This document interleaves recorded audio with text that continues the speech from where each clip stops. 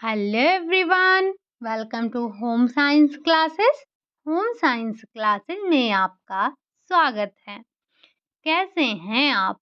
आशा करती हूँ अच्छे होंगे, खुश होंगे, मस्त होंगे और पढ़ाई कर रहे होंगे।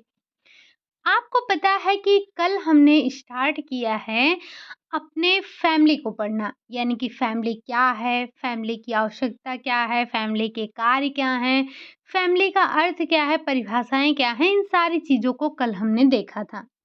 इसी के साथ-साथ हमने टाइप ऑफ फैमिली देखा था कि कितने प्रकार के परिवार होते हैं। तो कुछ मुख्य परिवारों पर चर्चा हमने की थी जो कि आपके बार-बार एग्ज़ामों में पूछे जाते हैं। आज की जो क्लास है, आज इसमें हम डिस्कस करने वाले हैं पारिवारिक जीवन चक्र की, यानी कि जो आपकी फैमिली लाइफ साइकिल है, इसके हम अवधारणा को समझने वाले हैं कि जो हमारा जीवन चक्र है, पारिवारिक जीवन चक्र की कितनी अवस्थाएँ होती हैं, इसके बारे में हम चर्चा करने वाले हैं। तो इस वीक हम थोड़ी थ्योरी की क्लास कर लेते हैं।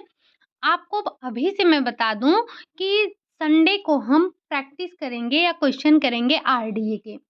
आरडीए से रिलेटेड जो क्वेश्चन हैं वो संडे को डिस्कस होने वाले हैं। कल मैंने आपसे पोल करवाया था कि आप में से कितने लोगों का सीटेट है, तो वहाँ पर ज़्यादा लोगों ने तो कहा नहीं। और आप सभी बीएड हैं, तो आप सभी का सेकंड पेपर ही होगा। सेकंड पेपर होगा यानी कि सुबह के टाइम में हो जाएगा। तो आप लोग चाहे 14 को हो या फिर 15 को हो, सुबह तो पेपर दे के आ ही जाएँगे। फिर भी अगर आप में से ज़्यादा लोग पेपर दे रहे होंगे, पोल नहीं किया है, तो टेलीग्राम पर हमने आपसे एक पोल करवाया था कि आप में से किस-किस का सीटेट एग्ज़ाम है। वहाँ पर मुश्किल से मुझे लगता है 20-20 लोगों ने वोट किया था कि देना है या नहीं देना है।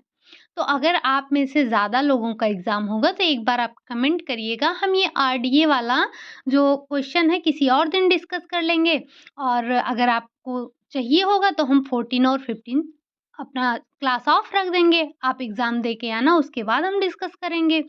जैसा भी होगा एक बार आप लोग कमेंट बॉक्स में ज़रूर बताइएगा, ठीक? बाकी आज हम बात कर लेते हैं पारिवारिक जीवन चक्र की। आपको पता होगा कि यहाँ से क्वेश्चन मैक्सिमम टाइम आपसे यहाँ से क्वेश्चन पूछे जाते हैं।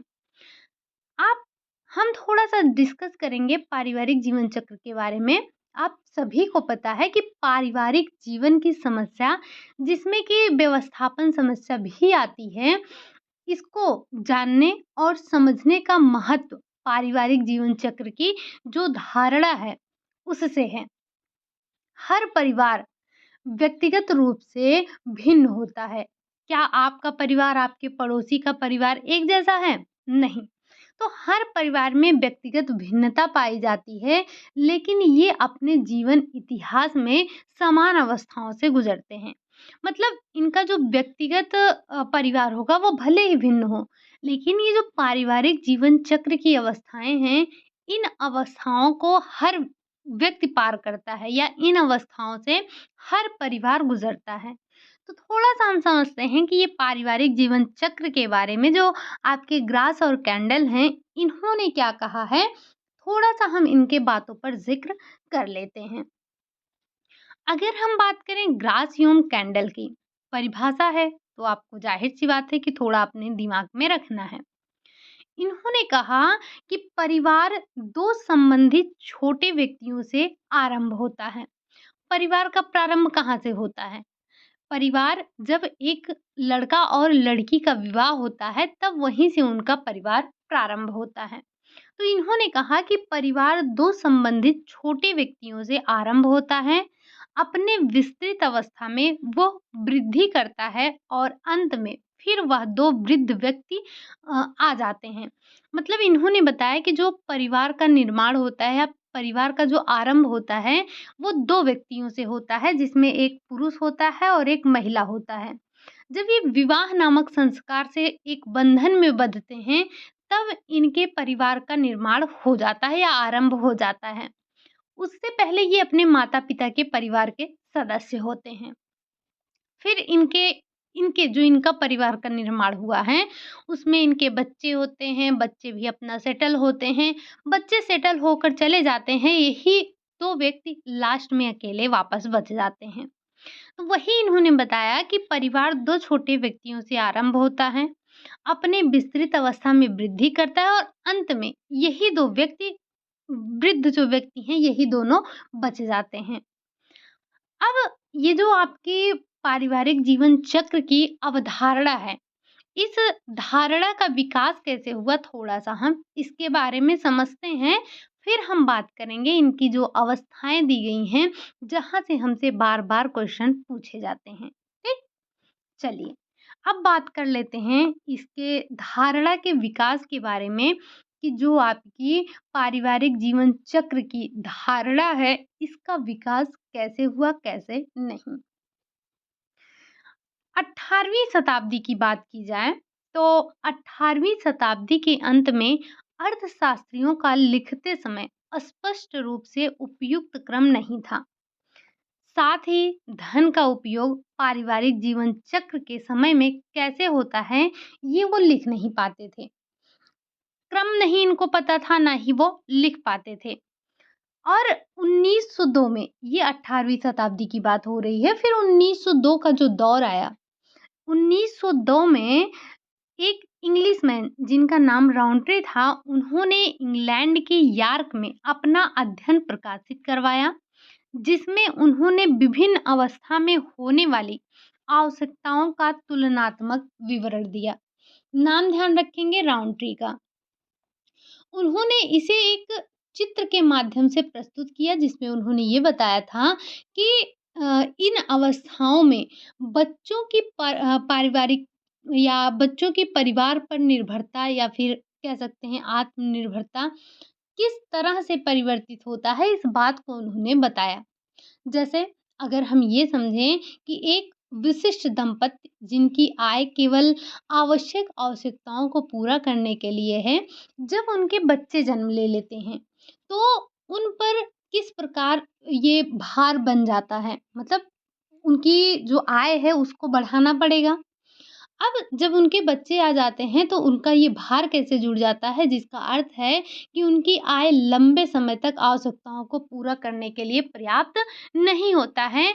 जैसे जब माता-पिता ही केवल अकेले थे, तो उनकी जो इनकम थी, वो इतनी थी कि वो अपनी जो उनकी ज़रूरी की आवश्यक आवश्यकताएँ जिन्हें हम कहते हैं, उन्हीं को वो पूरा कर ले रहे थे।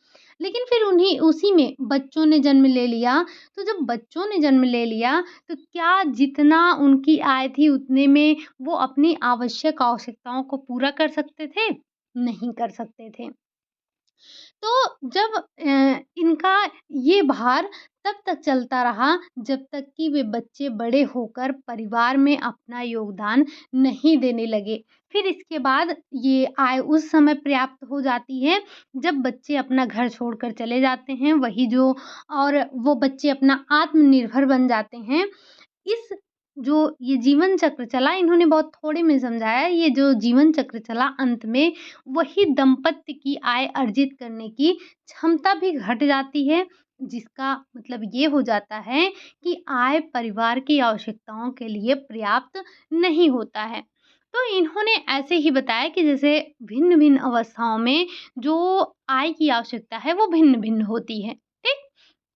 आप खुद को ही ले लीजिए, क्या जितने खर्चे आपके बचपन में थे, उतने ही पैसों में अभी भी आपका काम हो जाएगा? नहीं होगा। पारिवारिक जीवन चक्र की धारणा को 1930 में बिगलो ने संशोधित किया। ये जो आपकी राउंट्री ने दिया था, इसी को बिगलो ने संशोधित किया कब? 1930 में, जिसमें धन के उपयोग से संबंधित भिन्न-भिन्न अवस्थाओं को बताया गया। किसके द्वारा? बिगलो के द्वारा। अवधारणा किसने दी थी? रॉन्ट्री ने दी थी। और संशोधित किसने किया? बिगलो ने किया। कब किया? 1930 में किया। ठीक? फिर अब इसके आगे हम देखें तो जो ये बिगलो के द्वारा बताया गया, तो इन्होंने क्या किया? इन्होंने संशोधन किया। फिर अगर हम पारिवारिक जीवन चक्र की अवस्थाओं की बात करते हैं कि जो हमारा पारिवारिक जीवन चक्र की अवस्थाएँ हैं, वो कौन-कौन सी हैं, कितनी होती हैं? तो 3 मुख्य अवस्थाएँ हैं। 3 मुख्य अवस्थाएँ, प्रारंभिक अवस्था या प्रारंभिक परिवार या विस्तृत अवस्था, या विस्तृत परिवार, और तीसरा है आपका संकुचित परिवार। आपको पता होगा कि ये तीनों अलग-अलग तरीके से आपसे क्वेश्चन पूछे जाते हैं कि किसमें आपको समय और शक्ति की आवश्यकता ज़्यादा होती है, खाली घोंसला कौन-सा है, परिवार का निर्माण क्या है, स्थापत्य काल क्या है, काफ़ी क्वेश्चन बनते हैं, सब आपको आगे मिलेंगे। घबराने की ज़रूरत नहीं है। अब ये आपको बताया गया कि जो पारिवारिक जीवन चक्र की 3 अवस्थाएँ हैं, कौन-कौन सी हैं? प्रारंभिक, विस्तृत और आपका संकुचित परिवार। अब बिगलो ने क्या किया?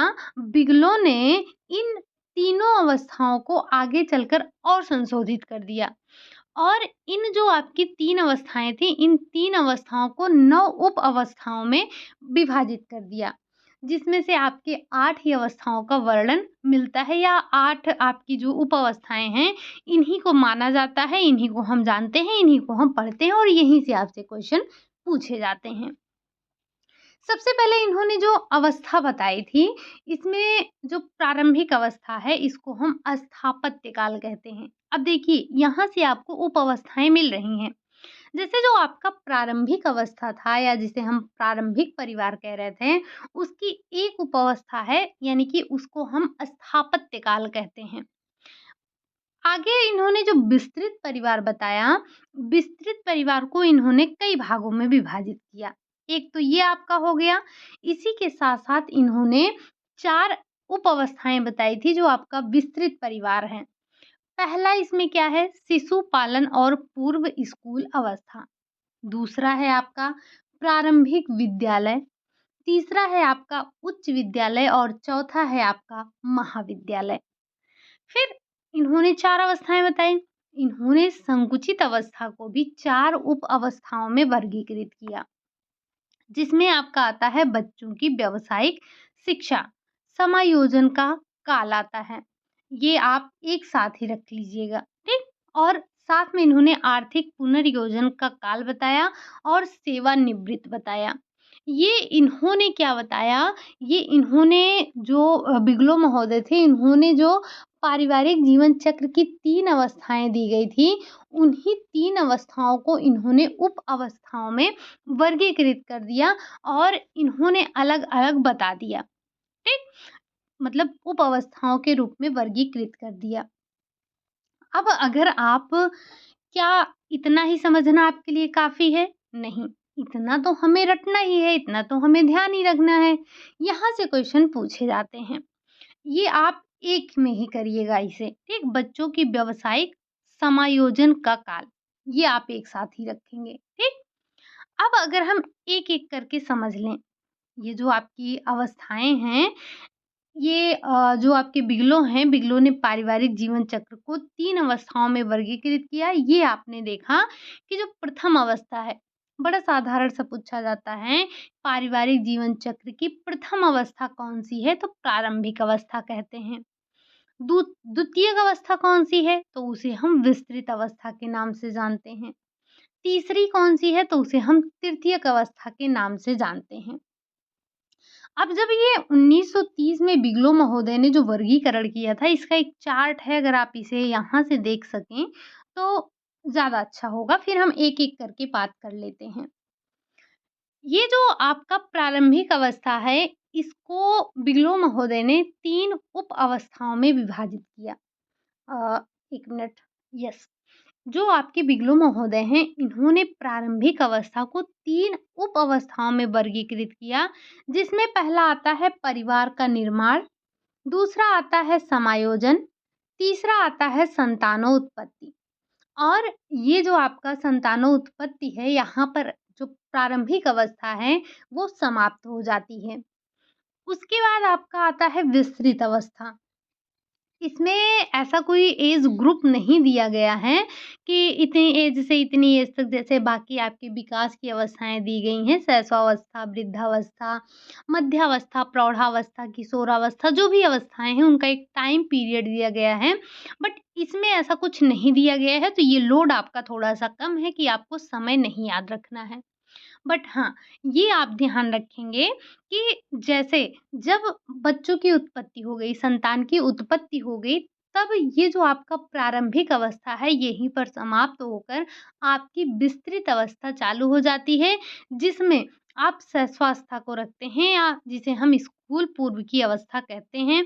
इसी में आपका आ जाता है बाल्यावस्था आ जाता है, जिसमें बाल्यावस्था तक पढ़ाई होती है, फिर किशोरावस्था या महाविद्यालय, यानी कि कुल मिलाकर यहाँ पर बच्चों को ये महाविद्यालय की जो शिक्षा दिलानी है आपको इसमें दिला देनी है। फिर आ जाते हैं आपका संकुचित अवस्था। ये जो आपकी विस्तृत अवस्था है, इसको 3 में भागा 3 ही भागों में बाँटा, साथ ही साथ जो इनकी और तीसरी उप-अवस्था है, मतलब तीसरी जो अवस्था है, इसकी जो उप-अवस्थाएँ हैं, वो 3 हैं। आरंभिक अवस्था, आर्थिक पुनर्व्यवस्था की अवस्था और सेवानिवृत्त की अवस्था। एक बात ध्यान रखिएगा कि ये आपसे पूछा गया है कि जो आपकी संकुचित अवस्था है, इसे ये कौन-सी अवस्था है? ऑप्शन में था आपका शायद वृद्धावस्था, प्रौढ़ावस्था और बाल्यावस्था ऐसे करके था, तो आपको कभी भी वृद्धावस्था नहीं लगाना है। ये जो आपका संकुचित अवस्था है, ये आपका मध्य प्रौढ़ावस्था होगा या फिर अगर प्रौढ़ावस्था वैसे आपका मध्य प्रौढ़ावस्था होना चाहिए, तो वृद्धावस्था को नहीं लगाएँगे, कुल मिलाकर इतना आपको ध्यान रखना है, ठीक? जो हमारे यहाँ वृद्धावस्था मानी जाती है, उसकी एज कितनी है? 60 प्लस मानी गई है ना? 60 प्लस या 65 प्लस ऐसे मानी गई है। तो क्या जब बड़े बच्चे का विवाह हो जाता है, वो छोटा बच्चा का विवाह हो जाता है, छोटे बच्चे सेटल हो जाते हैं, तो क्या माँ-बाप की एज इतनी हो जाती है? वो वृद्धावस्था में पहुँच जाते हैं? नहीं। तो इस बात को ध्यान रखिएगा कि कभी भी आप संकुचित अवस्था को या सेवानिवृत्त की अवस्था को कभी भी वृद्धावस्था मत लगाइएगा, ठीक? चलिए, अब हम एक-एक करके ये तो आपके बिगलो महोदय हैं जिन्होंने 1930 में वर्गीकरण किया था, उनके अकॉर्डिंग ये अवस्थाएँ हैं आपकी। लेकिन ध्यान आप कौन-सा रखेंगे, ये जो हमने ऊपर आपको बताया, इसको आप अगर ज़्यादा ध्यान रखेंगे, तो बेहतर होगा आपके लिए। अब हम एक-एक करके बात कर लेते हैं प्रारंभिक अवस्था। प्रारंभिक अवस्था क्या है? प्रारंभिक अवस्था, प्रथम अवस्था, चक्र की प्रथम अवस्था में जिसे आप स्थापत्य काल कह रहे थे। आपने देखा था ना कि वो स्थापत्य काल होता है।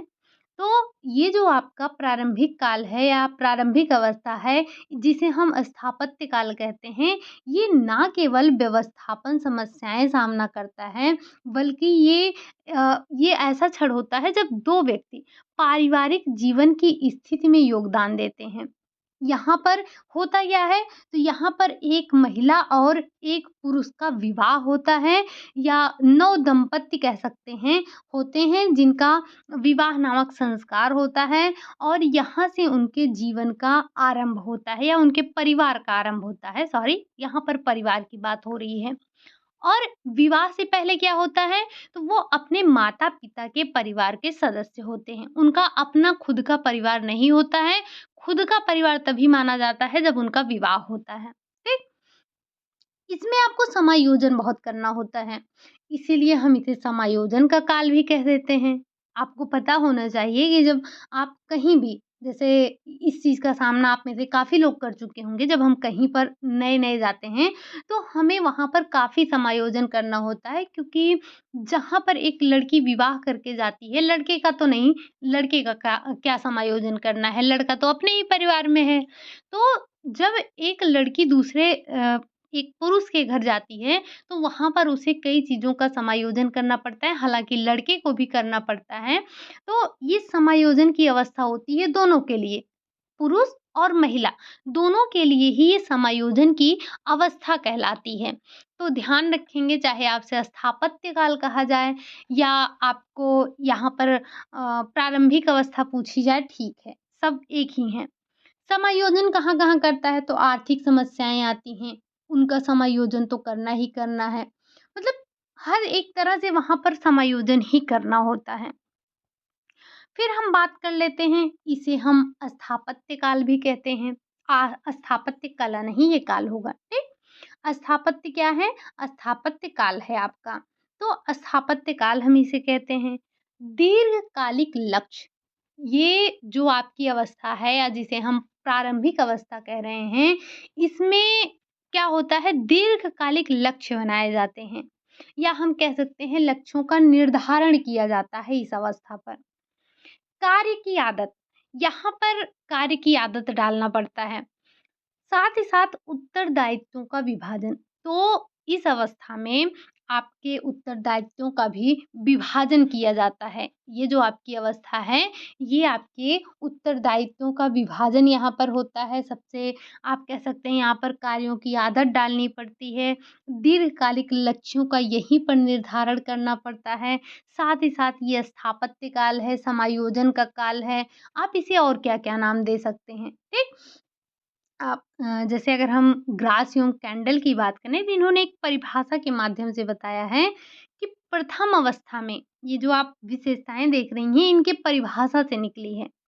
इन्होंने कहा कि प्रथम अवस्था में दीर्घकालीन लक्ष्य, कार्य की आदतें, उत्तरदायित्वों का विभाजन और अन्य प्रारूप निर्धारित किए जाते हैं। तो ये जो आपने अभी-अभी विशेषताएँ देखी, ये सारी की सारी जो है ग्रास कैंडल की परिभाषा से उठाया हुआ परिभाषा था या विशेषता थी।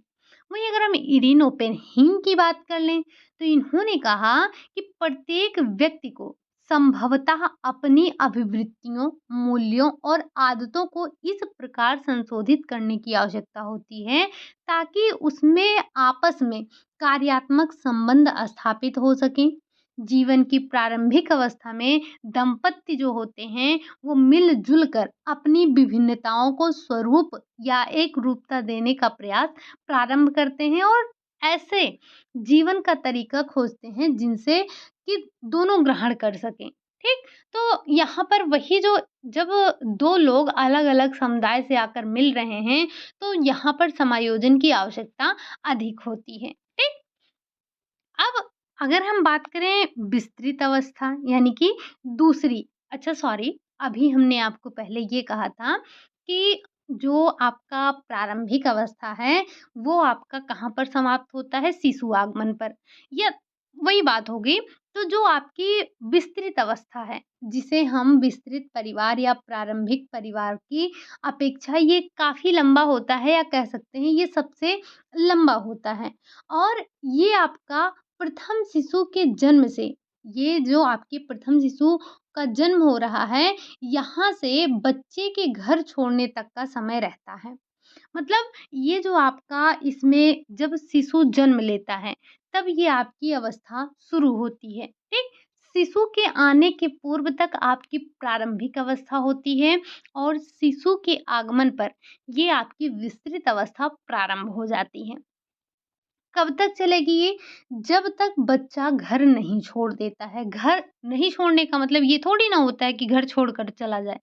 घर छोड़ने का सेंस ये है कि बच्चा कहीं सेटल हो गया। उसने खुद शादी-विवाह कर लिया, उसका खुद का अपना परिवार बन गया, बच्चा अपना जो है अलग सेटल हो चुका है। यहाँ पर आपके घर छोड़ने का मतलब यही होता है। ऐसा थोड़ी ना है कि आप नाराज़ होके घर छोड़ के चले गए। नहीं, ये वाला घर छोड़ना नहीं है।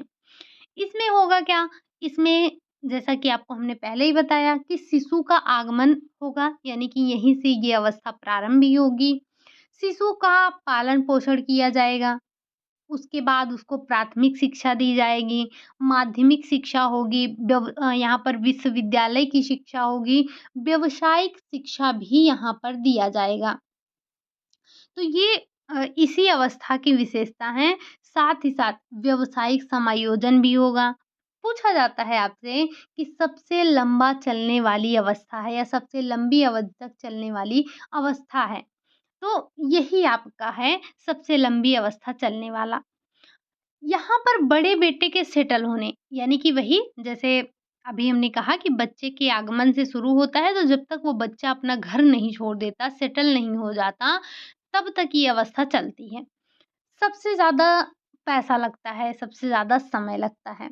सबसे लंबी अवस्था यही चलती है। आप सोचिए एक पति-पत्नी का विवाह हुआ यानी कि एक लड़के और एक लड़की का विवाह हुआ। विवाह के कुछ समय बाद उसको एक बेबी होता है और वो बेबी जब जन्म लेता है तब से लेकर जब तक वो सेटल नहीं हो जाता, आप सोच कर देखिए कि कितनी लंबी अवस्था है ये। तो सबसे लंबी अवस्था यही है। आपके ये पैसे, समय इन सब का सबसे ज़्यादा व्यय कहाँ पर होता है? इसी अवस्था में होता है।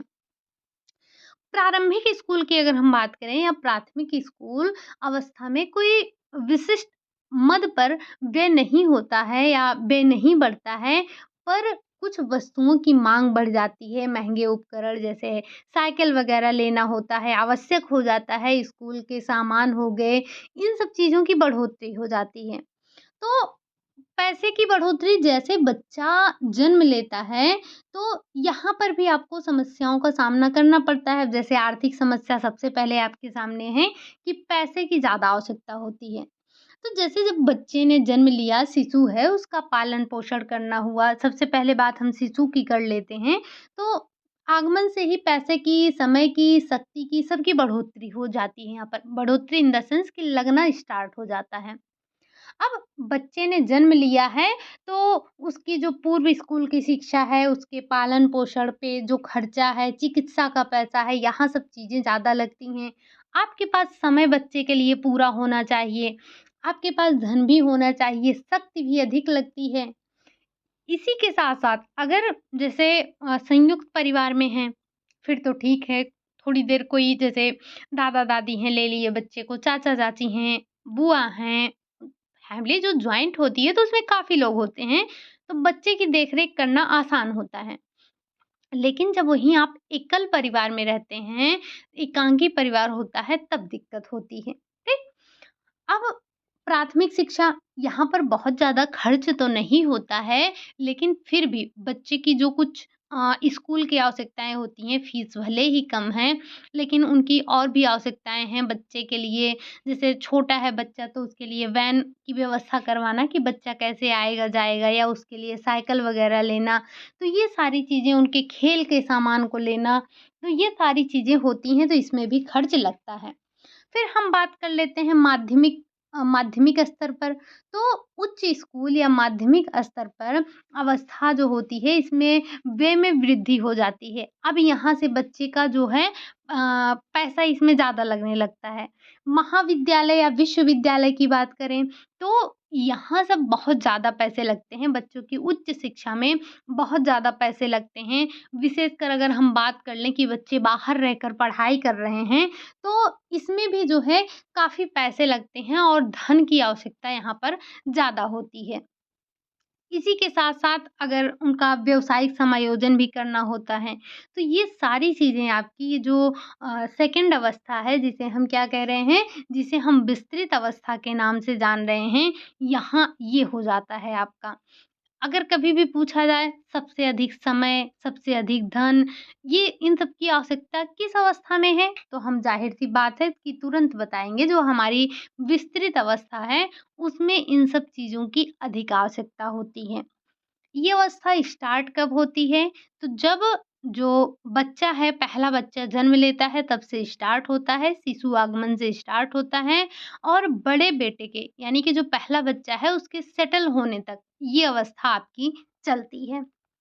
आगे अगर हम बात करें तो आता है आपका लास्ट जिसे हम कहते हैं संकुचित अवस्था के नाम से जानते हैं।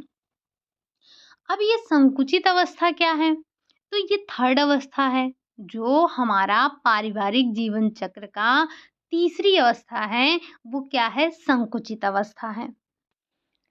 ये संकुचित अवस्था पहली बात तो ये आपका सबसे अंतिम अवस्था है, जिसे हम खाली घोंसला के नाम से जानते हैं। खाली घोंसला का मतलब क्या? कि जैसे जब परिवार स्टार्ट हुआ तो पति-पत्नी 2 लोग थे। इसमें उनके बच्चे हो गए, मानते हैं कि 3 बच्चे हो गए, ठीक? या 2 ही बच्चे हो गए, जो भी हैं। परिवार विस्तृत हो गया, लंबे समय तक चला। फिर आपका जब बच्चे सेटल हो जाते हैं, तो वही 2 जो विवाह करके आए थे, दंपत्ति वही तो रह जाते हैं। तो इसे हम संकुचित अवस्था कहते हैं, खाली घोंसला कहते हैं। इसमें व्यक्ति विशेष का विकास नहीं होता है, छोटे बेटे के सेटल होने तक की अवस्था चलती है।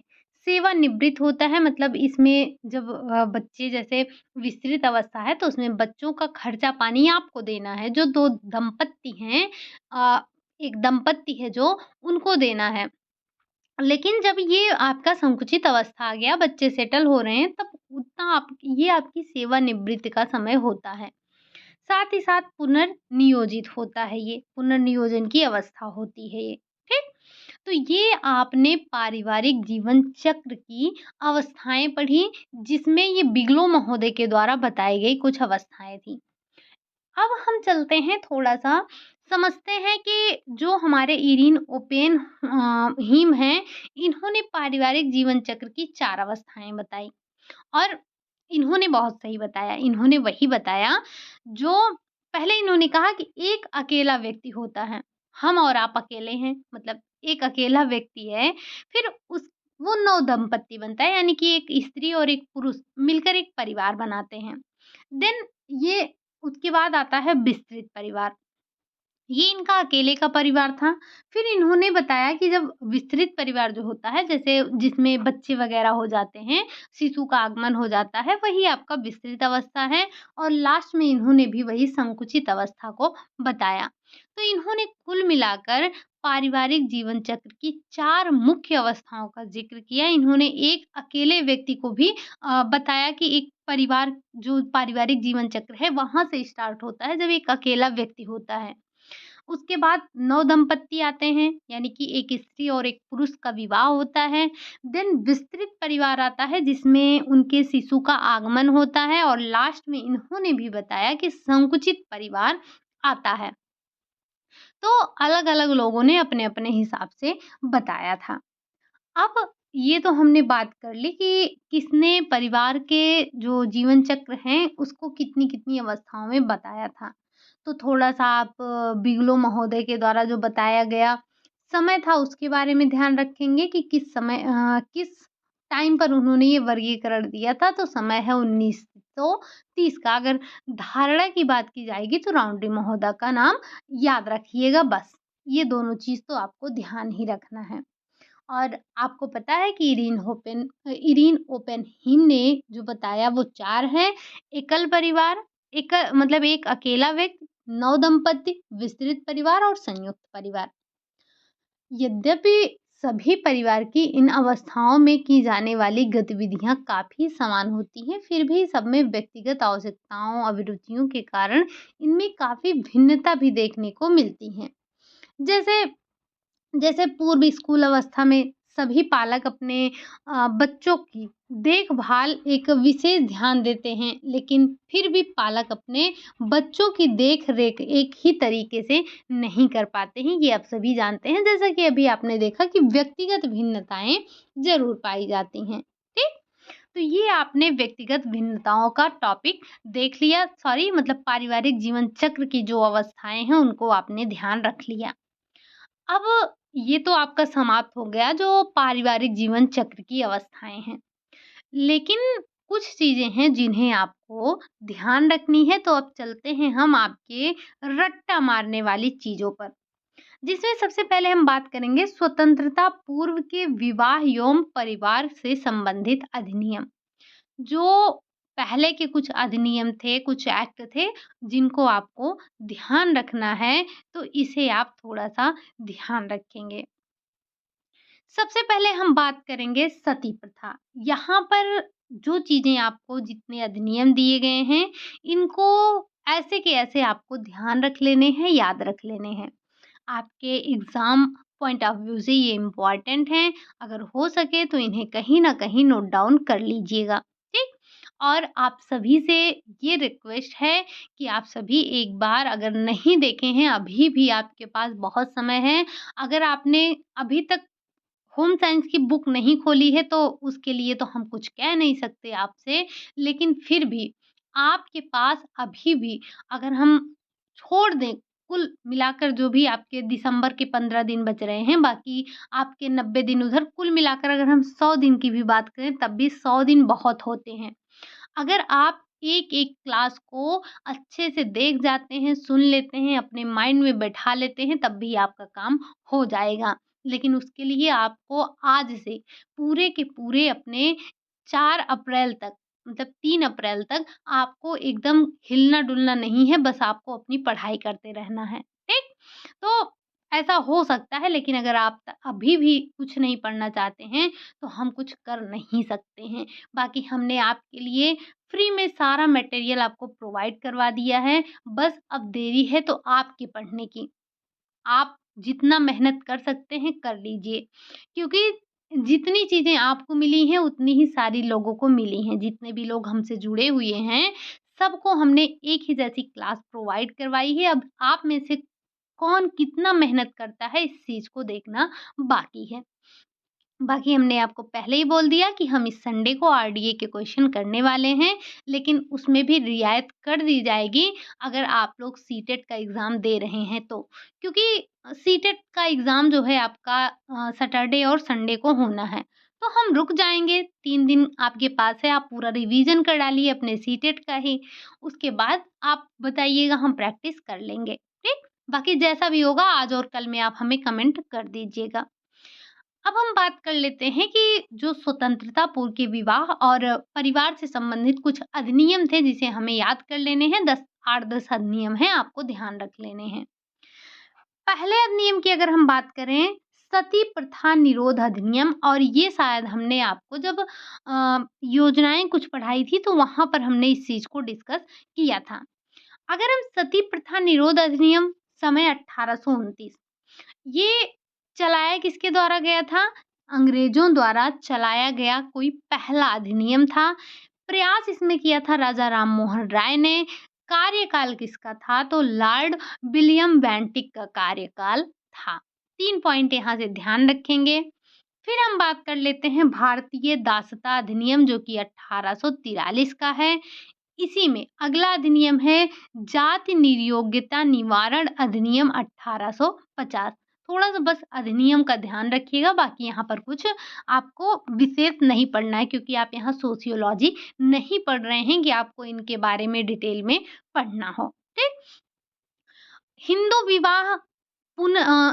विवाह विधवा पुनर्विवाह अधिनियम 1856, ठीक? आगे है आपका, इसमें प्रयास किसने किया? तो इसमें प्रयास किया राम मोहन राय और ईश्वर चंद्र विद्यासागर ने। 1861 में विधवा विवाह संघ की स्थापना हुई थी। बाल विवाह पर रोक का प्रथम कानून कब आया?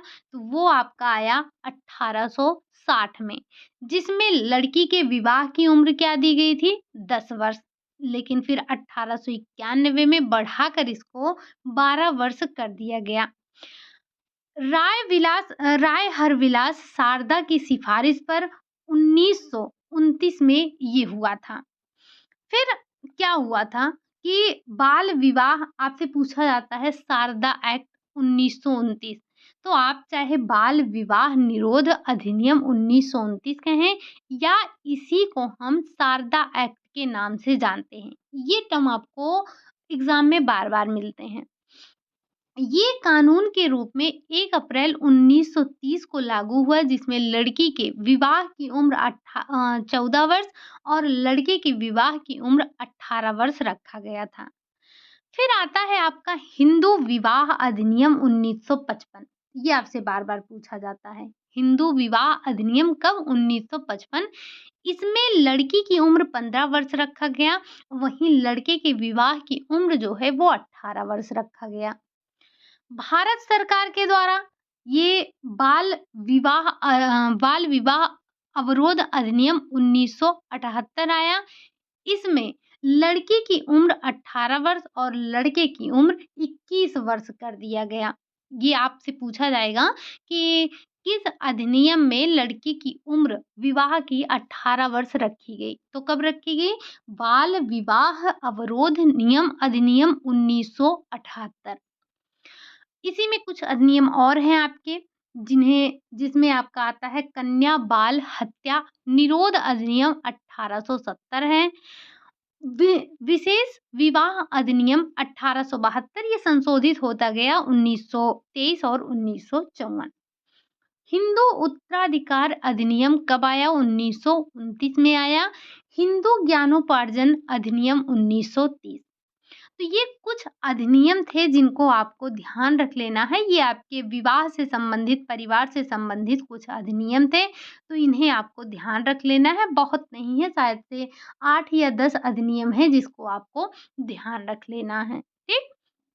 तो ये अधिनियम आपको ध्यान रखने हैं, चाहे सती प्रथा हो, विधवा विवाह हो, भारतीय दासता अधिनियम हो, बाल विवाह हो, शारदा एक्ट हो। सबसे इम्पोर्टेंट आपका यहाँ पर शारदा एक्ट, हिंदू विवाह। जैसे आपने जब पीवाईक्यू लगाया होगा, तो ये आपका सती प्रथा निरोध अधिनियम तो शायद कम ही पूछा गया है, ये सोशियोलॉजी में ज़्यादा पूछा जाता है।